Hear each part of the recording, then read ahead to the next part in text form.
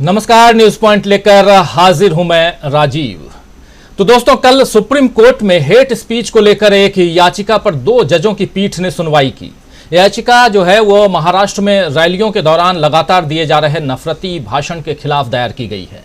दरअसल शाहीन अब्दुल्ला ने hate speech पर रोक लगाने की मांग करते हुए याचिका दायर की थी और इस याचिका में कहा गया था कि सुप्रीम कोर्ट के आदेश के बावजूद हेट स्पीच यानी नफरती भाषण पर रोक नहीं लगी है। हिंदू संगठन अभी भी हेट स्पीच दे रहे हैं। महाराष्ट्र सरकार विफल रही है। महाराष्ट्र सरकार के खिलाफ अवमानना की कार्रवाई की जाए, ये सारी मांग जो है वो उस याचिका में रखी गई थी। Justice KM. जोसेफ ने, जो कि इस 2 जजों की पीठ में से एक जज हैं, उन्होंने कहा है कि हर रोज टीवी और सार्वजनिक मंचों पर नफरत फैलाने वाले बयान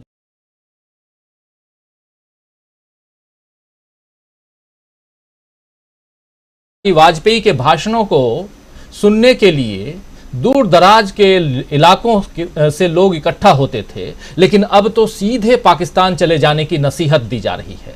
ऐसे बयानों से नियमित रूप से देश की गरिमा को तोड़ा जाता है।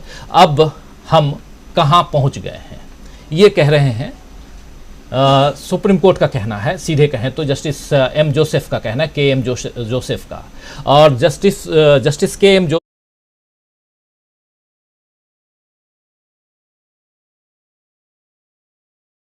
नपुंसक हैं, वे समय पर काम नहीं करते। जब राज्य ऐसे मसलों पर चुप्पी साध लेंगे तो फिर उनके होने का मतलब क्या होगा, मतलब क्या है, ये कह रही है ये बेंच जो है। देखिए, तो मतलब साफ है कि नफरती भाषण पर कोर्ट सख्त है और उम्मीद की जानी चाहिए कि देश के उच्च पदों पर बैठे लोग भी अब जुबान संभाल कर बात करेंगे।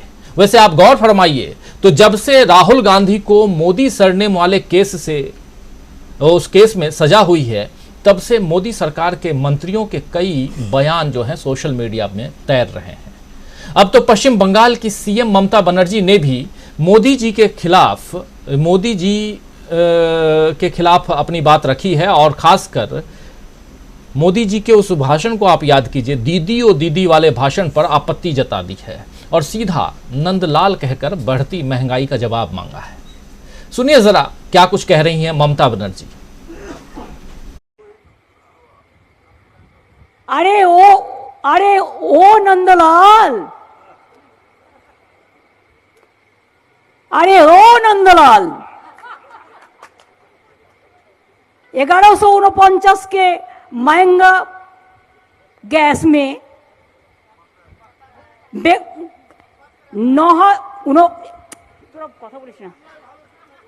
अरे ओ नंदलाल, 1949 के महंगा का गैस में मुक्त बेच रहा है, मुक्त का चाल बन रहा है, मुक्त का चाल। तो दीदी ओ दीदी के सामने उसके काउंटर में वो नंदलाल। उधर ममता बनर्जी मोदी जी पर सीधा वार कर रही हैं और राहुल गांधी के समर्थन में खुलकर सामने आ गई हैं। तो इधर दिल्ली के सीएम अरविंद केजरीवाल भी खुलकर राहुल गांधी के साथ आते हुए नजर आ रहे हैं। लेकिन उससे पहले ममता बनर्जी ने जरा फिर से ममता बनर्जी की तरफ लौटते हैं और उन्होंने, देखिए ये जो तस्वीर आप देख रहे हैं, इस तस्वीर में काले कपड़े को वॉशिंग मशीन में डालते हैं और सफेद कपड़ा निकल आता है। ये बीजेपी की वॉशिंग मशीन कहते हुए ममता बनर्जी यहां दिखा रही हैं। तो जो कुछ चल रहा है सीधा वार बीजेपी के ऊपर और बीजेपी के बहाने प्रधानमंत्री नरेंद्र मोदी के ऊपर। दिल्ली के सीएम केजरीवाल भी लगातार सबसे भ्रष्ट पीएम और कम पढ़ा लिखा पीएम कहकर नरेंद्र मोदी को घेर रहे हैं। अब तो आम आदमी पार्टी ने पूरे देश में 11 भाषाओं में मोदी हटाओ देश बचाओ और क्या देश के पीएम पढ़े लिखे होने चाहिए, इस ढंग के पोस्टर लगाए हैं। देख सकते हैं अलग अलग भाषाओं में।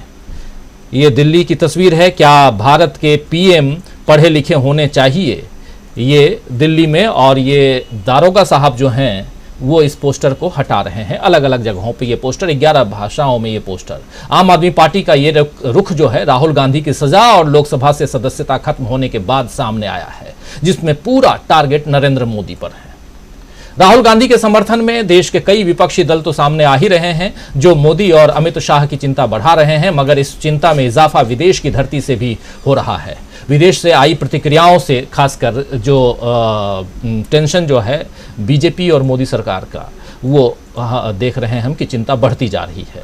राहुल गांधी पर संयुक्त राष्ट्र के महासचिव के प्रवक्ता का बयान आ चुका है, हम सब सुन चुके हैं, उस पर चर्चा भी कर चुके हैं। अमेरिका के विदेश मंत्रालय के उप प्रवक्ता जो हैं उनका बयान भी आप सब सुन चुके हैं। अब जर्मनी के विदेश मंत्रालय की प्रवक्ता का बयान आया है और हिंदुस्तान में न सिर्फ सुर्खियां बटोर रहा है बल्कि सियासी लड़ाई में कांग्रेस और बीजेपी को आमने सामने खड़ा कर दिया है। दरअसल जर्मनी का कहना है कि हम उम्मीद कर रहे हैं कि राहुल गांधी के मामले में न्यायिक स्वतंत्रता के मानक और मौलिक लोकतांत्रिक सिद्धांत लागू होंगे।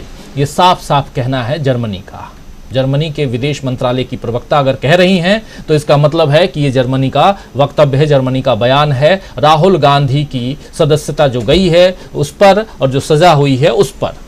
और इसी मामले पर दिग्विजय सिंह ने ट्वीट करते हुए लिखा कि धन्यवाद जर्मनी के विदेश मंत्रालय और रिचर्ड वॉकर एक्चुअली हैं वो डॉचे वेले रेडियो के संपादक हैं। उन्होंने इसको ट्वीट किया था, इस पूरे मसले को और इस वीडियो आपके सामने हम इसलिए नहीं रख रहे हैं क्योंकि कॉपीराइट का मामला है, इसलिए आपके सामने सीधा क्या कुछ कहा है उसका एक अंश रख रहे हैं, दिखा रहे हैं। लेकिन दिग्विजय सिंह कांग्रेस के राज्यसभा सांसद वो कह रहे हैं कि धन्यवाद जर्मनी विदेश मंत्रालय और रिचर्ड वॉकर जिन्होंने इस पर ध्यान दिया कि किस तरह से राहुल गांधी को निशाना बनाने के लिए लोकतंत्र को कमजोर किया जा रहा है। बस इतना कहना था दिग्विजय सिंह का। कूद पड़े देश के कानून मंत्री ऐसे भी बहुत आजकल सुर्खियां बटोर रहे हैं। तो देश के कानून मंत्री किरण रिजिजू ने दिग्विजय सिंह के ट्वीट के जवाब में लिखा है कि विदेशी ताकतों को भारत के अंदरूनी मामलों में दखल देने के लिए आमंत्रित करने के लिए धन्यवाद राहुल गांधी। थैंक्स कह रहे हैं राहुल गांधी कि आप विदेशी ताकतों को देश के अंदरूनी मामले में हस्तक्षेप करने के लिए, दखल देने के लिए आमंत्रित कर रहे हैं, उसके लिए आपको धन्यवाद। याद रखें, भारतीय न्यायपालिका विदेशी दखल से प्रभावित नहीं हो सकती। अब यहां न्यायपालिका की चिंता कर रहे हैं देश के कानून मंत्री, कह रहे हैं कि याद रखें कि भारतीय न्यायपालिका विदेशी दखल से प्रभावित नहीं हो सकती। भारत अब विदेशी ताकतों के दखल को बर्दाश्त नहीं करेगा क्योंकि हमारे प्रधानमंत्री नरेंद्र मोदी हैं।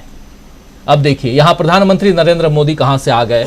यहां जब विदेशी ताकत और न्यायपालिका की बात हो रही है, या तो न्यायपालिका को सामने रखिए या प्रधानमंत्री को सामने रखिए। लेकिन खैर, अपना नंबर बढ़ाने के लिए कौन क्या कुछ नहीं करता, ये सब आप जानते हैं अच्छी तरह से। तो ये थे किरण रिजिजू। राहुल गांधी के मामले पर देश और विदेश सब जगह चर्चा तो जारी है और सियासत भी तेज है। और उधर विदेश से एक खबर और भी है।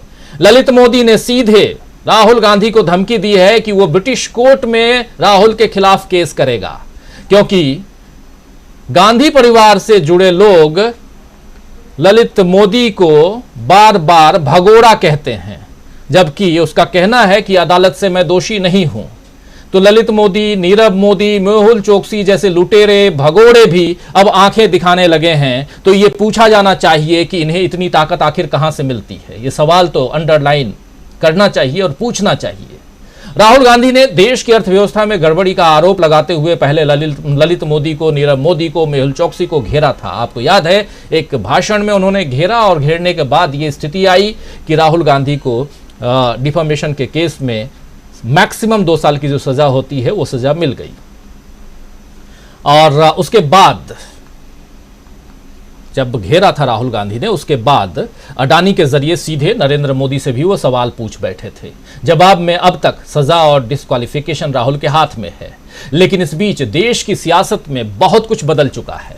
ममता, केसीआर यानी के चंद्रशेखर राव जो तेलंगाना के मुख्यमंत्री हैं, इधर केजरीवाल जैसे नेता अब राहुल गांधी के साथ हैं। उधर कर्नाटक का चुनावी मंच सज चुका है और मोदी जी के बॉडी लैंग्वेज को भी बदलते हुए देखा जा रहा है।